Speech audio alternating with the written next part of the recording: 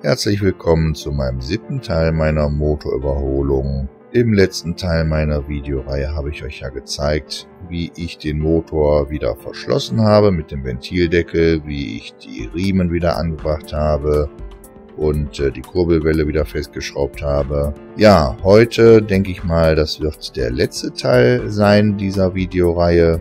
Ich zeige euch heute, wie ich die restlichen Teile angebaut habe und ja, ich wünsche euch viel Spaß beim Zuschauen. Als nächstes habe ich das rechte Motorlager dann wieder an den Zylinderkopf festgeschraubt mit den 3 Schrauben. Allerdings kann man das Motorlager ja noch nicht an den Motorträgerrahmen anschrauben, weil der Motor ja noch abgesenkt ist. Das kommt halt später. Ich würde jedem empfehlen, als nächstes die rechte Antriebswelle auszubauen. Ich habe das nicht gemacht, leider, muss ich jetzt sagen, beziehungsweise ich habe die erst später ausgebaut, weil ich der Meinung war, diese Arbeit könnte ich mir sparen. Aber ich kann euch jetzt aus Erfahrung sagen, man spart die Zeit an der falschen Stelle. Ich sage euch auch dann nachher warum. Ja, ich habe meine Meinung auf jeden Fall geändert. Besser ist es, man baut die Antriebswelle aus. Das dauert nur 10 Minuten. Die ist auch nicht besonders schwer. Dann hat man nachher viel leichteres und besseres Arbeiten. Um die Antriebswelle ausbauen zu können, muss man die zentrale Achsschraube ausbauen. Man sieht diese hier ganz gut. Ist eine ganz schön große Schraube. Und man braucht dazu eine 21er 12-Kant Nuss. Nehmt dazu eine hochwertige Nuss am besten, denn diese Billigdinger, die können dann schon mal platzen und das ist dann nicht so gut, weil dann verletzt man sich nachher. Also, am besten nehmt ihr eine stabile, es gibt ja da diverse Firmen, sollte auf jeden Fall eine 12-Kant Nuss sein, weil das auch eine 12-Kant Schraubenkopf ist und ja, dann greift die eben besser.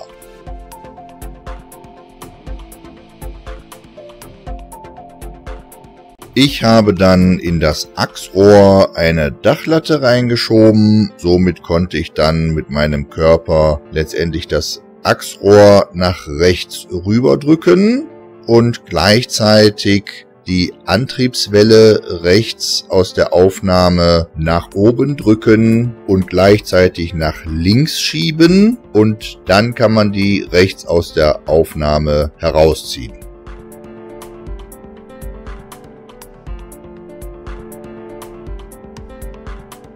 Dann habe ich die linke Seite der rechten Antriebswelle vorsichtig mit einem Montierhebel aus dem Getriebe herausgeschoben.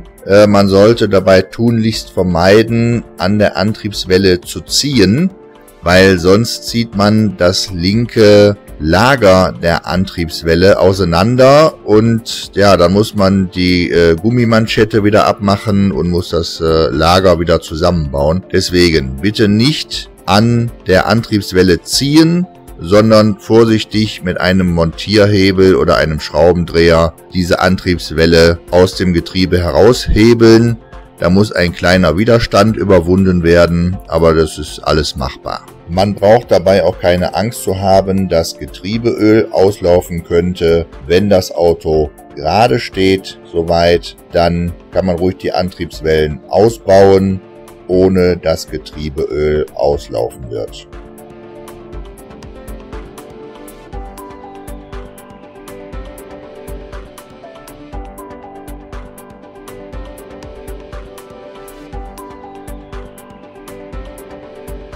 Danach habe ich dann den Ölfilter eingesetzt. Das sollte man nämlich nicht vergessen. Ich habe dazu hier diesen Filter von der Firma Mann benutzt. Bei dem Ölfilter liegt ja ein neuer Dichtring dabei. Und dieser Dichtring, den schiebt man dann über den Ölfilterdeckel und benetzt diese Gummidichtung dann mit einem bisschen Öl und kann dann den Ölfilterdeckel wieder aufsetzen und mit dem richtigen Drehmoment festziehen.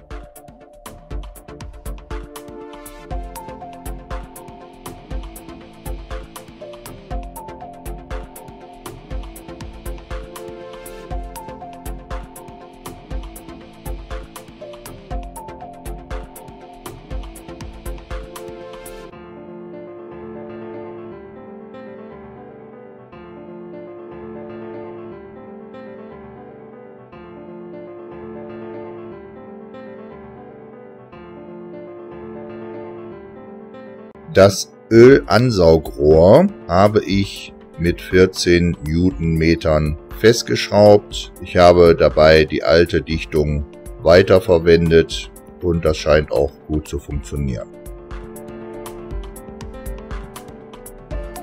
Zwischendurch habe ich dann nochmal schnell meine Ölwanne umgebaut und habe eine Ölablassschraube eingebaut, habe die ganze Ölwanne schön abgeschliffen und habe diese neu lackiert. Gut, das macht man normalerweise ja gar nicht. Man bekommt ja heutzutage die Ölwannen mit den Ölablassschrauben, aber ich wollte das gerne so haben und deswegen ist das bei mir jetzt so. Die Ölwanne habe ich dann später auch mit Dirco hitzebeständigem Silikon auch wieder eingesetzt und alle Schrauben festgeschraubt.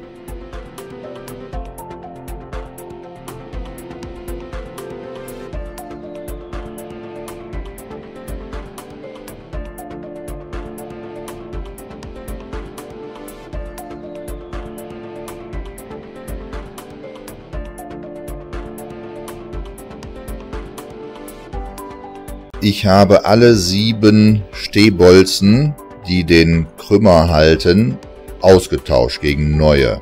Ich habe diese mit etwas Kupferpaste eingepinselt und also die Gewinde und habe diese dann neu eingesetzt, weil die Bolzen reißen ganz gerne mal.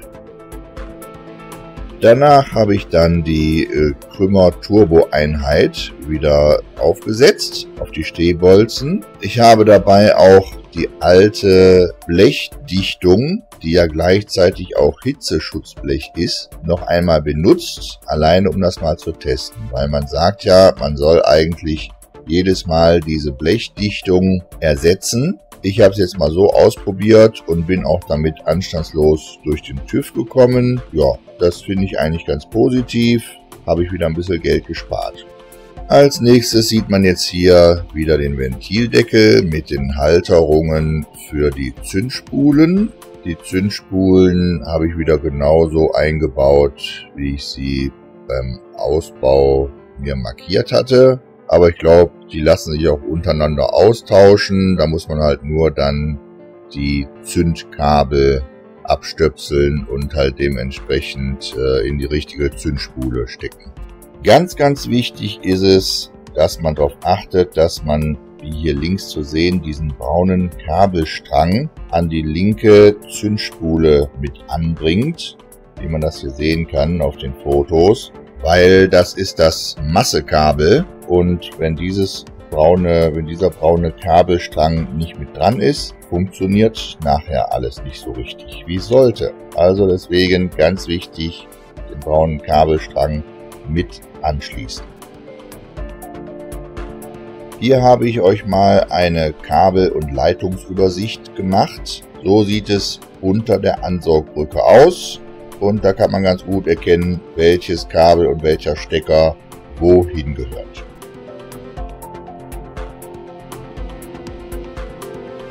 Als nächstes kommt jetzt wieder die Ansaugbrücke dran. Hier kann man nochmal sehr schön sehen, wo die einzelnen Schraubenlöcher zu finden sind. Kann man sich vorher nochmal angucken und merken. Dann muss man nachher nicht so viel suchen, wo muss denn jetzt die Schraube hin und hast du nicht gesehen. Das hier ist jetzt die Benzindruckleitung mit den 3 Einspritzdüsen. Hier zeige ich euch jetzt auch nochmal ganz kurz, wo die Einspritzdüsen später im Motor sitzen werden.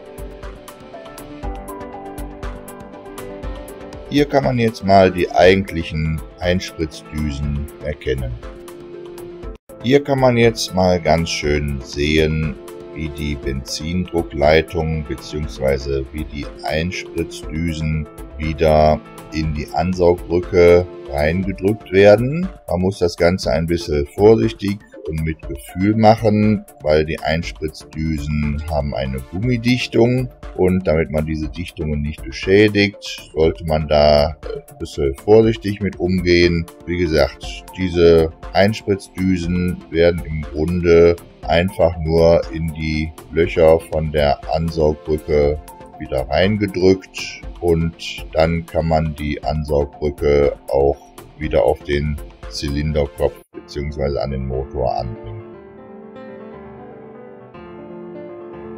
Ich habe dann die Zündkabel bzw. die Zündkerzensteckerkabel wieder durch die Ansaugbrücke durchgefädelt und an die vorgesehene Stelle platziert. Dann habe ich die Ansaugbrücke auch wieder an ihre vorgesehene Stelle gesetzt und alles wieder festgeschraubt.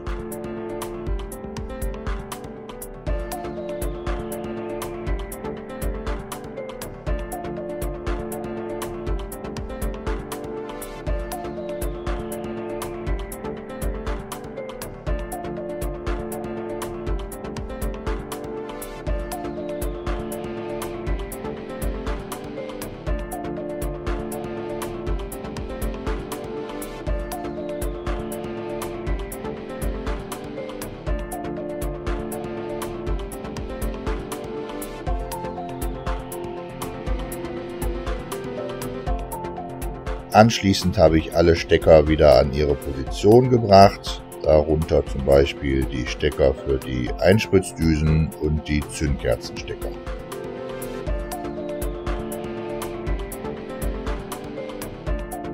Die Halterungen vom Kabelstrang werden dann auf die Zündspulen nur aufgeklipst.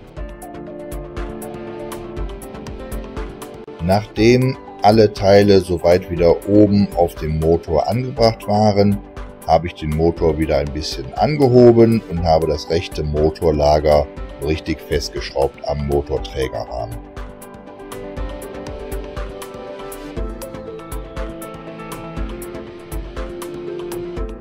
Hier kann man jetzt sehen, wie der dünne Gewebeschlauch vom Kraftstoffregelventil angeschlossen wird.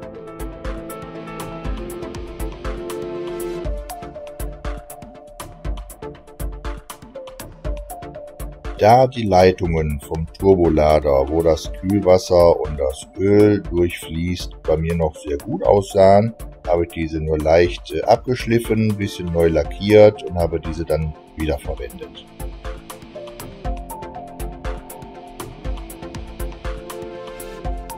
So, jetzt komme ich endlich zu der Stelle, wo ich euch eben erzählt habe, dass man am besten die Antriebswelle hinten rechts ausbaut. Auf meinen Fotos ist die Antriebswelle, wie gesagt, noch eingebaut. Ich habe es erst so versucht, aber ich würde jedem empfehlen, der so eine Arbeit macht, hinten rechts auf jeden Fall die Antriebswelle auszubauen, weil dann kommt man auch vernünftig an dieses Gewinde für die Ölleitung, die zum Turbolader geht. Ich hatte halt große Probleme und ja, könnt ihr euch jetzt mal angucken, wie das Gewinde aussah.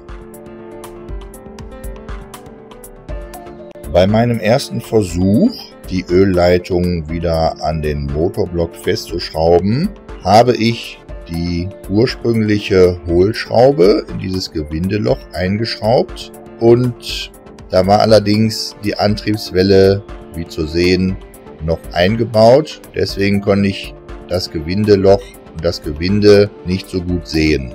Wenn die Antriebswelle draußen gewesen wäre, hätte ich wahrscheinlich schon gesehen, dass das Gewinde mit Sicherheit schon beschädigt war. So habe ich die Schraube einfach da reingeschraubt und habe das Gewinde noch mehr kaputt gemacht. Ja, das Ergebnis kann man hier sehen und deswegen ist auch bei meinem ersten Startversuch, den ihr euch gleich angucken könnt, auch genau aus dieser Stelle Öl ausgelaufen. Weil natürlich die Schraube die Ölleitung nicht richtig fest und damit dicht machen konnte. Man kann jetzt hier sehr schön sehen, dass nur der vordere Teil von dem eigentlichen kompletten Gewindeloch defekt ist. Das ist meistens so der Fall. Aus diesem Grunde habe ich mir in einem Landmaschinenhandel eine doppelt so lange Hohlschraube gekauft, damit diese Doppelhohlschraube den hinteren Teil von dem Gewinde noch nutzen konnte. Ich habe dann ein Stückchen vom Schaft dünner gefeilt an dieser Doppelhohlschraube, weil die Schraube so nicht in das Gewindeloch gepasst hätte. Ich habe dann den vorderen Teil vom Gewindeloch etwas aufgebohrt, sodass diese Doppelhohlschraube jetzt wunderbar in das Gewindeloch passt und den hinteren Teil des Gewindes im Motorblock nutzen kann. Ja, das sollte jetzt nur noch mal eine kleine Hilfestellung sein, weil an diesem Problem, da scheitern viele. Deswegen nochmal der Tipp, auf jeden Fall diese Antriebswelle ausbauen, dann funktioniert alles etwas leichter. Nachdem ich dann dieses Problem gelöst hatte, habe ich dann die Wasserleitung und die Ölleitung vernünftig an den Turbo und an den Motor anbringen können. Mit neuen Dichtungen natürlich, habe dann die anderen Teile auch alle wieder angebracht. Ich denke mal, das muss ich jetzt hier auch nicht noch alles genau erklären, weil das hat letztendlich nichts mehr mit der Motorüberholung zu tun. Ja, demnach war der Motor dann erfolgreich überholt und jetzt gleich könnt ihr euch mal kurz anhören, wie der Motor zum ersten Mal gestartet ist nach der erfolgreichen Motorüberholung. Leider musste ich den dann schnell wieder ausmachen, weil ja eben, wie gesagt, ziemlich viel Öl ausgetreten ist an dieser Problemstelle. Aber irgendwas ist ja immer und hey, der Motor ist angesprungen. Yippie!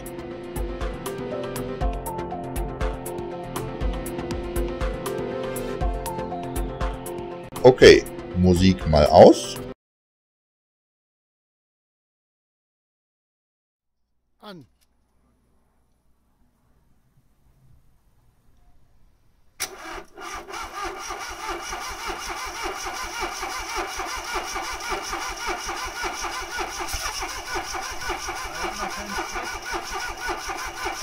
Ja, ja.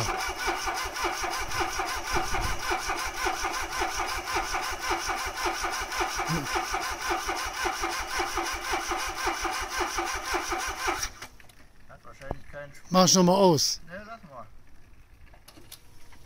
Es tropft was. Leichter Panikanfall von meinem Kameramann. Aus. Lapp, der weiße Lappen da hinlegen. Mach aus, ne? Ja, so war das leider bei dem ersten Versuch. Aber Hauptsache fand ich, mein Smart ist angesprungen. Der Motor lief ja auch kurz, paar Sekunden, auch wenn ich ihn dann schnell wieder ausmachen musste. Nach diesem Versuch habe ich ja dann, wie ich eben schon mal gesagt habe, die rechte Antriebswelle ausgebaut, konnte dadurch viel besser die Doppelhohlschraube einschrauben und ja, danach hat auch nichts mehr geölt. Alles funktioniert, wie es soll. Ich habe mich aber riesig gefreut, dass das funktioniert hat, dass ich meinen Motor selber überholt habe und das auch erfolgreich geschafft habe. Ich hoffe, dass ihr Spaß an meiner Videoreihe hattet. Ebenso hoffe ich, dass ich einigen von euch Mut machen konnte mit meiner Videoreihe. Hoffentlich können viele von euch das zum Anlass nehmen und den Motor, wenn es Probleme gibt, selber auch general überholen. Ich wünsche euch da ganz viel Erfolg dabei und viel Spaß und macht das vorsichtig. Ich bedanke mich fürs Zuschauen. Ich würde mich riesig freuen, wenn einige von euch noch meinen Kanal abonnieren würden, denn es kommen mit Sicherheit noch viele weitere schöne Videos. Also, macht's gut. Wir sehen uns beim nächsten Video. Euer Smart.